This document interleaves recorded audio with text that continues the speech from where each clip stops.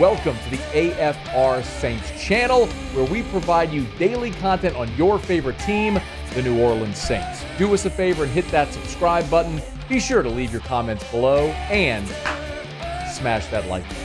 Who dat? I have not said a lot of nice things about the New Orleans Saints, but I was inspired to do so today because there was a piece over at CBS that gave one reason for optimism for all 32 NFL teams, yes, including your New Orleans Saints. And about the Saints, they wrote, first line, "The Saints are pegged by many to be the worst team in the NFL entering 2025. Doesn't that just sum it up?" I told you I was going to be positive, so I'm not going to continue down that path, even though they gave me the open door. While they're closer to the bottom of the league than they are to the top, are they trying to make me go off here? Is that what they're doing? Trying to say something nice, and all they keep doing is saying bad stuff. They do have a key aspect to their rebuild established. Over the last 2 seasons, New Orleans has deployed key draft capital to replenish their offensive line, noting starting caliber tackles Taliesin Fuanga, Kelvin Banks, who CBS Sports draft analyst Ryan Wilson had the number 1 ranked offensive lineman in the draft. They write, so long as those two live up to their draft billing, it's a key step in the right direction for the offense. Okay. Cool. You drafted 2 offensive linemen. That's the reason for optimism. I am totally going to disagree with that, by the way. I liked the pick a year ago with Fuanga, and I like drafting Kelvin Banks. But that ain't the reason for optimism. I watched a lot of crappy Saints teams draft offensive linemen. I watched Kyle Turley go top 10. I watched the Saints take Chris Naoli in the first round. I watched the Saints, that was shortly after they took Willie Roaf in the first round, who became a Hall of Famer. And you know what? Listen, you can have great offensive tackles on bad teams, brother. Willie Roaf spent 9 seasons in New Orleans. Pro Football Hall of Famer Willie Roaf spent 9 seasons in New Orleans. Made the playoffs once. 2000, Hakeem dropped the ball. A year later was his final season in New Orleans, 2001. Then he went off to Kansas City. Not Hall of Fame left tackle, 9 seasons in New Orleans, 1 playoff appearance. Andrew Whitworth, 11 seasons in Cincinnati. 11 seasons. 0 playoff wins. You can have an elite Hall of Fame caliber left tackle. Don't mean you're going to be good. Matt, I thought you said this was going to be positive. Matt, I thought you said this was going to be positive. I'm glad you pointed that out, Muse. Thank you for paying attention. Because I do think it's positive. But not for the reason they gave. Drafting linemen is not the reason for optimism. The reason for optimism is the quarterback that you drafted. And that's not my opinion. I think Tyler Shough can be a good player. Chances are he won't be when you just look at the odds. But, for example, Chase Daniel, Diana Rossini, they're on the Scoop City podcast. And they were talking about which rookie in the entire NFL draft, not quarterback, any rookie in the entire NFL draft are you most excited to see? Here's what Chase Daniel said. I'm going Tyler Shough. Sounds crazy a little bit, but he's going to have to probably play right away. You can win the division, right? The Bucs are there, and they're probably the odds-on favorite. The Saints have a good team. They have a good roster. New head coach with a rookie quarterback. To me, not necessarily he's going to just tear it up right away, but they have some offensive weapons. I don't know that I believe the Saints have a good team or a good roster. But if they are healthy, they do have some skill. Chris Olave was a 1,000-yard receiver each of his first 2 seasons in the NFL before the concussion issue a year ago.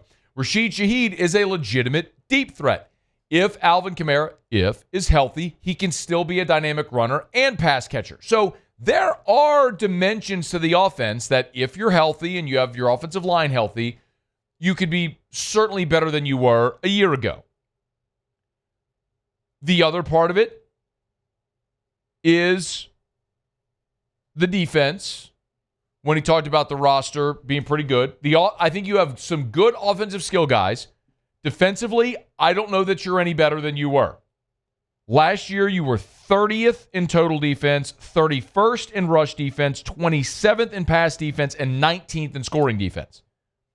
You were poo-poo defensively. And I don't know that you're any better. Could Vernon Broughton make you better? Yeah.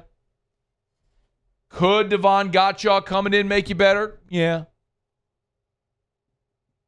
Could Justin Reed make you better? Yeah. Does any of that make you a top 10 defense in the NFL? No. But, point Chase Daniel made, you're still in a bad division. And you could improve enough to win a bad division. Greg Cosell, NFL analyst and scout. He was on the Ross Tucker podcast. He's really big on Tyler Shough as well. Kellen Moore has shown that he can work with any quarterback and that he takes the parts of his scheme and his playbook that fit the quarterback. You know, we've talked about this, and you know this, Ross. Size is a trait. He's 6'5". That's a trait. I thought he was a higher level prospect based on his college tape. The point I made, and I'm glad you said it, was I said his tape was the second best in my view of any of the quarterbacks coming out. Now you have to fit him into a scheme. I don't see a problem at all with Kellen Moore. He can do whatever his talent demands, but this guy has all the traits and physical attributes to be a quality starting NFL quarterback. Okay. Greg Cosell, NFL analyst scout, says Tyler Shough's got all the traits to be an NFL starting quarterback. Talked a little more about Shough's game. You know, at his core, he's a pocket passer, but he has enough mobility and athleticism to get outside the pocket. He can make throws on the move. For people who've seen his highlights, they've seen him make throws off platform. But I really liked his tape a lot, and I think that he has a chance to be a good player. Okay. Not me saying it. Chase Daniel saying it, former NFL quarterback. Greg Cosell saying it. We saw all throughout the NFL draft and pre-draft process Louis Riddick very high and Tyler Shough. Again, this is just reason for optimism. I'm being positive here. Right? I'm being positive. You're being positive. I have to point out that the defense was atrocious, and I don't think they're any better. I have to point out that all of your receivers are pocket people. Muse loves that one. It's true. You don't have any big-bodied receivers. I have to point out that you got a 30-year-old running back that's been declining and another running back that you wasted a day 2 pick on who can't seem to ever want to be healthy and play. But maybe Devin Neal changes that. Could. Probably won't. Could. I'm trying. It's bubbling. You know, like in Nutty Professor where Sherman has Buddy Love kind of trying to like bubble up. He's got to keep suppressing him.